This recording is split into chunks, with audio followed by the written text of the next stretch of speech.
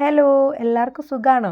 അപ്പോൾ നമുക്ക് കുറച്ച് കല്ലുമ്മക്കായ കിട്ടിയിട്ടുണ്ട് കേട്ടോ. അപ്പോൾ ഞാൻ വിചാരിച്ചു അത് കുറച്ച് റോസ്റ്റ് ചെയ്തിട്ട് ബാക്കി നമുക്ക് ഒരു അടിപൊളി ഐറ്റം ഉണ്ടാക്കിയെടുക്കാമെന്ന്. അപ്പോൾ എന്നെ സപ്പോർട്ട് ചെയ്യുന്ന എല്ലാവർക്കും ഒരുപാട് നന്ദിയുണ്ട്.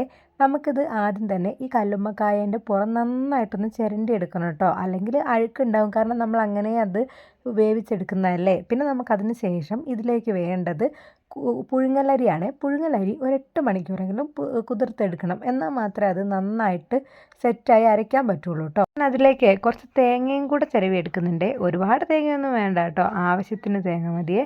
അതിനുശേഷം ചെറിയുള്ളി, അതുപോലെ തന്നെ കറിവേപ്പില, പിന്നെ പെരുംജീരകം, ചെറിയ ജീരകം, ഉപ്പ് എല്ലാം കൂടെ ചേർക്കുന്നുണ്ട്. പിന്നെ കല്ലുമ്മക്കായൻ്റെ നല്ലൊരു രുചി കിട്ടാൻ വേണ്ടിയിട്ട് ഒരു 3-4 കല്ലുമ്മക്കായും കൂടെ ഞാൻ ചേർത്ത് കൊടുക്കുന്നുണ്ട് കേട്ടോ. അതിപ്പോൾ എത്ര ചേർത്താലും ആ ഒരു രുചി നന്നായിട്ട് കിട്ടും.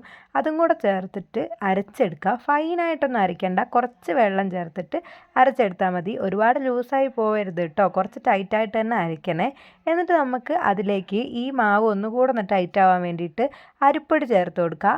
അരിപ്പൊടിയും കൂടെ ചേർത്തിട്ട് നന്നായിട്ടൊന്ന് കുഴച്ച് മിക്സാക്കി കൊടുത്ത് ഉപ്പൊക്കെ നോക്കിയതിന് ശേഷം ഈ ഒരു കൂട്ട് ഇനി നമുക്ക് ഫില്ല് ചെയ്ത് കൊടുക്കാം കേട്ടോ നമ്മുടെ കല്ലുമ്മക്കായയിലേക്ക്. ഇത് ആവിച്ചെമ്പിൽ വെച്ചാണ് കേട്ടോ വേവിച്ചെടുക്കുന്നത്. ഒരു 10-20 മിനിറ്റ് കൊണ്ടൊക്കെ ഇത് വെന്ത് കിട്ടുമേ. അതിൻ്റെ ഇടയ്ക്ക് ഞാനിവിടെ ഒരു കൂട്ടുണ്ടാക്കുന്നുണ്ട്. അതായത് കുറച്ച് മുളക് പൊടി, മഞ്ഞൾപ്പൊടി, ഉപ്പ്, വെള്ളം, വെളിച്ചെണ്ണ, ഇതും കൊണ്ടൊരു മിക്സ് നമ്മൾ ഉണ്ടാക്കിയെടുക്കണം. കാശ്മീരി മുളക് പൊടി എടുത്താൽ എരിവുണ്ടാവില്ല കേട്ടോ, കുട്ടികൾക്കൊക്കെ കഴിക്കാൻ പറ്റും.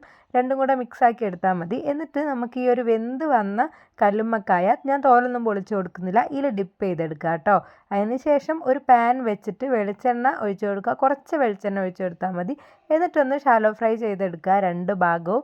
അപ്പം നല്ല മൊരിഞ്ഞ് വരുമ്പോൾ തന്നെ നല്ലൊരു സ്മെല്ല് വരും കേട്ടോ. നമ്മുടെ അടിപൊളി മലബാർ സ്പെഷ്യൽ കല്ലുമ്മക്കായ നിറച്ചത് ഇവിടെ റെഡി ആയിട്ടുണ്ട്. കല്ലുമ്മക്കായ കിട്ടുമ്പം ഇങ്ങനെ ഒന്ന് ട്രൈ ചെയ്ത് നോക്കണം, അടിപൊളിയാണ്.